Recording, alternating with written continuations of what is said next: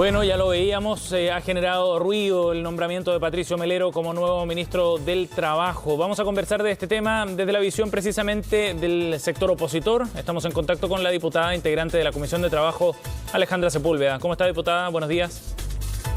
Hola, buenos días, Sebastián. Gracias por conversar con nosotros, diputada. Bueno, el cambio, ya lo veíamos, ha generado reacciones desde la oposición con un ángulo quizás o una mirada un poco pesimista, sobre todo desde la perspectiva de lo que significa la reforma de pensiones. ¿Qué significa para usted la llegada de Patricio Melero a esta cartera? Bueno, primero yo creo que ha sido un balde de agua fría, ¿no? Un balde de agua fría en relación a la salida de la ministra, que nosotros sin duda tenemos muchas diferencias, pero ha sido una persona dialogante y una persona además con mucho conocimiento en relación, por ejemplo, al tema de las pensiones. Y que de alguna manera, con todas las discrepancias que hemos tenido, ha sido capaz de sortear, ¿no es cierto?, varias dificultades. De la misma forma con los subsecretarios, que yo creo que hemos tenido una mejor relación con ambos subsecretarios. Ahora, y nos preocupa la llegada de Patricio Melero. Es un hombre que sin duda tiene muchísima experiencia desde el punto de vista político. Yo no voy a cuestionar tampoco sus capacidades en términos de conocimiento, pero sí, él sin duda ha sido defensor durante todos estos años del mundo empresarial. Y del mundo empresarial, más bien de las grandes empresas en Chile. Pero además, él cree absolutamente, y lo ha demostrado en la discusión, o sea, estuvo más de un año y medio en eso en la Cámara de Diputados, pero además es un defensor absoluto del sistema de capitalización individual, de las AFP, y yo diría un hombre que lamentablemente no hemos llegado a los acuerdos necesarios como para impulsar una reforma que sea efectivamente buena para las personas. En ese sentido, ¿usted cree que la llegada de Patricio Melero a la cartera significa un obstáculo para tratar de sacar adelante la reforma? Mira, con el comportamiento que él ha tenido como diputado durante todos estos años, si sigue así, si esas son las convicciones de protección de los empresarios, cuanto aquí debería haber un equilibrio, ¿no es cierto?, precisamente para los trabajadores desde el ministerio, yo creo que va a ser un obstáculo, va a ser una complicación, porque aquí hay una historia, ¿no? Aquí hay una historia, aquí hay antecedentes, que ha estado más bien para esa vereda y no creando los equilibrios o los acuerdos o la posibilidad, ¿no es cierto?, que el Ministerio del Trabajo escuche a los trabajadores, que fortalezca a los sindicatos, ¿no? Que sea capaz de crear esta suerte de simbiosis entre empleadores y trabajadores. Eso no ha ocurrido. Entonces, mi preocupación es que con esa historia, con esa carga, con esa defensa que él ha tenido durante toda su trayectoria como diputado, hoy día asume una cartera que es una cartera que tiene que dialogar, que tiene que buscar acuerdos y que tiene que pensar más bien en qué es lo que le pasa a los trabajadores del país, trabajadores y trabajadoras del país. Pero también es cierto que hay un proyecto que está en discusión y que finalmente es el proyecto del gobierno, no del ministro solamente.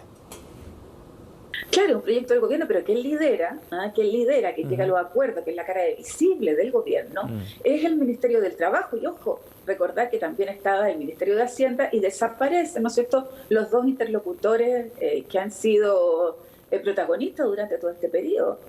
Entonces uno tiene que volver a empezar, y además porque ya existe la votación de un articulado importante.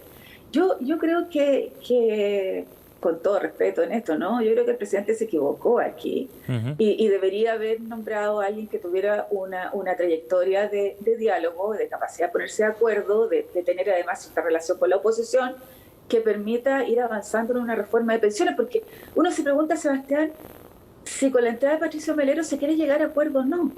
Si realmente la reforma de pensiones es importante para el país o para este gobierno, o simplemente quiere colocar una muralla, ¿no es cierto?, para decir no frente a las reformas que se quisieran hacer, o no, ¿no es cierto?, para el tercer retiro, etcétera. Entonces, puede ser que sea parte de una estrategia, y nosotros esperábamos seguir trabajando en la reforma de pensiones, pero mirando hacia cómo le va a los pensionados al final y que sea un mejoramiento sustantivo en las pensiones. Diputada, cuando usted dice que esto puede ser parte de una estrategia, ¿usted siente que en el gobierno ya no hay interés o convicción de sacar efectivamente la reforma de pensiones?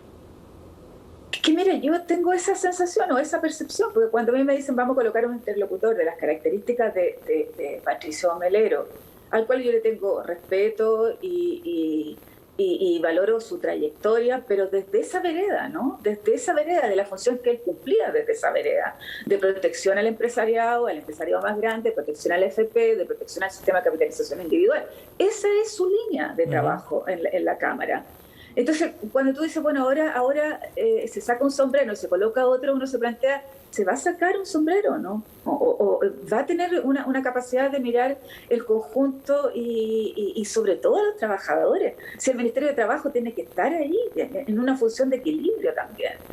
Y bueno, yo creo que sí, fíjate, espero equivocarme, pero puede que sea absolutamente una estrategia de endurecer el Ministerio, del Trabajo y de no sacar esta reforma de pensiones y complicar además todo lo que estamos tratando en el Congreso. Sí.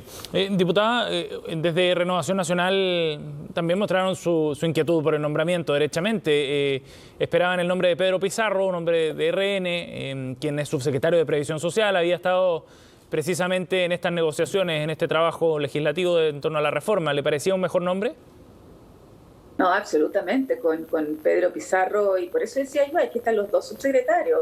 Con Pedro Pizarro hemos llegado a acuerdos, lo que tiene que ver precisamente, ¿no es cierto?, con enfermedades terminales. Trabajamos con él codo a codo, llegamos a acuerdos y pensando en el objetivo de la ley, ¿no? Y el objetivo de la ley, ¿cómo sacamos mejores pensiones? El objetivo de la ley, ¿no es cierto?, era cómo las personas podían sacar, que estaban con enfermedades terminales, sus cotizaciones, sus recursos y poder tener un buen vivir en los meses que les quedan a esas personas. Entonces, cuando uno tiene el objetivo del bien común o de pensar en el objetivo que tiene la ley, bueno, pero aquí no ha sido la circunstancia. Entonces, claro, Pedro Pizarro sin duda es un hombre más dialogante, un hombre que además tiene una capacidad, ¿no es cierto?, de transmitir ideas que nos vamos haciendo la posibilidad de irnos convenciendo mutuamente y llegando a algo mejor para el país. Ahora, diputada... O sea, sin duda hubiese sido mejor carta. Diputada, ahora en términos prácticos el proyecto está avanzando. Se está votando en particular en la Comisión de Trabajo del Senado. No hubo acuerdo en este esfuerzo por llegar a un punto común entre los senadores de oposición con el gobierno y finalmente se avanzó con el proyecto tal como está y la oposición ha sido bien clara en ciertos aspectos respecto, por ejemplo, al destino del 6% extra a un fondo de ahorro colectivo. ¿Cuál es la apuesta legislativa en ese sentido que está planteando la oposición con la estrategia que se está llevando adelante? Bueno, yo creo que yo escuché a la senadora Adriana Muñoz el día de ayer y yo creo que estamos de acuerdo en eso. O sea, nosotros estamos de acuerdo en que el 6% tiene que ir a un fondo común para un sistema de reparto. Es la única forma de mejorar las pensiones, sin duda. Y yo creo que vamos a ir a una mixta, ¿no? Tercer trámite, vamos a ir a una mixta. Y yo creo que en esa mixta vamos a tener que hacer presión, tanto los diputados y diputadas como los senadores, para buscar, ¿no es cierto?, que este 6% pueda ir a un sistema de reparto. Mira, Sebastián, estuvimos 1 año y medio en esto en la Cámara de Diputados, en la Comisión, y yo tengo la absoluta convicción que es la única forma de que puedan mejorar las pensiones. Pero hay un riesgo de que efectivamente se caiga un proyecto de esta envergadura, diputada, y lo que genera quizás más frustración desde la opinión pública, probablemente de todos los que están esperando esta reforma, es que después de tanto tiempo, porque ha pasado mucho tiempo, no solo en este gobierno, recordemos que este era un proyecto del gobierno anterior de la presidenta Bachelet, ha pasado tanto tiempo y estamos a punto de quedarnos quizás sin reforma previsional, ahí es un riesgo real ese. O sea, mira, es que hay cosas que son sustanciales, porque lo peor que podría ocurrir, Sebastián, es lo que hemos hecho antes. O sea, es maquillar esto, ¿no es cierto? Y al final, raya para la suma, los chilenos y chilenas se dan cuenta que no hay una reforma de pensiones o que no les llega esa reforma de pensiones. Entonces, con bombo y platillo decimos que reformamos el sistema o que reformamos una parte del sistema y las personas creen que sí, que les va a llegar más recursos y no es así. Entonces yo creo que es mejor en un minuto transparentar qué es lo que piensa cada uno en esto. Y si no estamos dispuestos, ¿no es cierto?, porque, ojo, no estamos tocando, Sebastián, ni un peso al sistema de capitalización individual de las FP. Ahí están tranquilitas con el 10%. Están tranquilitas. Y decimos, bueno, este 6% que viene ahora, hagamos una cosa distinta, porque el sistema de capitalización individual se acabó.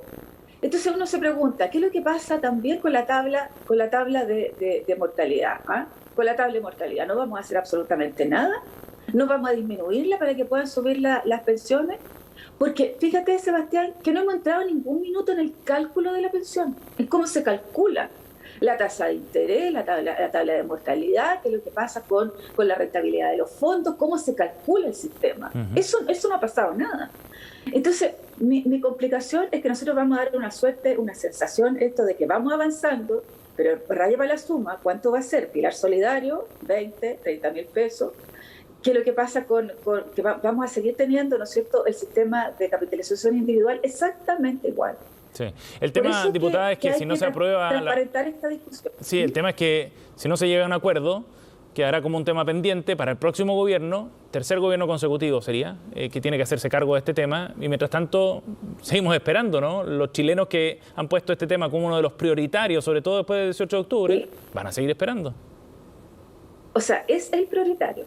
Pero también nos han pedido, yo creo que también fue parte es que los acuerdos, ¿no es cierto?, que se tomen, no sean acuerdos entre cuatro paredes y que sean acuerdos espurios que no resulten. Entonces, por eso es que es tan importante quién sea el interlocutor del gobierno en el Ministerio de Hacienda, como también en el Ministerio de Trabajo. Entonces, sí, tenemos que llegar a un acuerdo y colocaron ahí a una persona, ¿no es cierto?, que absolutamente... yo diría inflexible en términos de lo que piensa de la AFP y capitalización individual, que es absolutamente antagónico a lo que nosotros estamos pensando. Bien.